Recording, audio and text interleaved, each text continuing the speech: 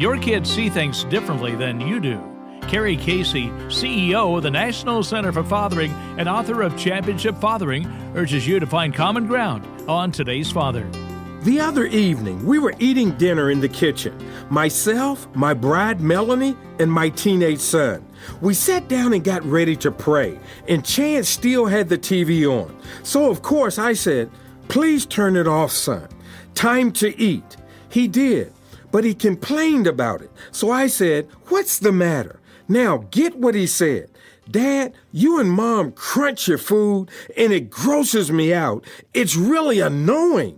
At first, I was stunned. My teenage son is complaining about my manners?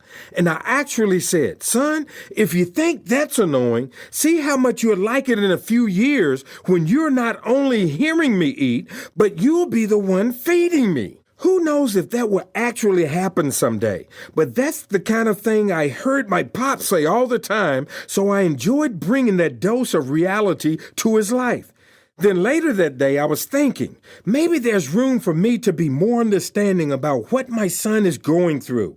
Our little crunching conversation was not a big deal, but honestly, we have some disagreements and discussions that are more serious and significant. And in general, I need to be more understanding. When it comes to things that annoy or delight, sometimes we're on the same page. But quite often, the things he enjoys really irritate me. But I am his dad, and no matter what, he needs affirmation from me even as he's figuring out what's good and bad in this world. And speaking of this world, the one he's growing up in is much different than what I knew at his age. There's no way he's going to turn out just like I did. And really, I want him to be his own man.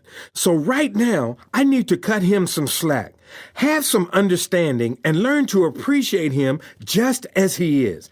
Now, I'm not saying you should condone a child's sinful or unwise decisions, but do try to put yourself in their sneakers once in a while. That will help your son grow into his own work boots or wingtips, and your daughter grow up into her own heels or sensible shoes. Because I joked about my son feeding me someday, but it's true. The next generation has some growing up to do, and we're going to be counting on them. This is Carey Casey for Today's Father. Discover a wealth of free fathering information and sign up for our email updates for dads at fathers.com or call 800-593-DADS. Thanks for listening, Dad, and keep up the good work.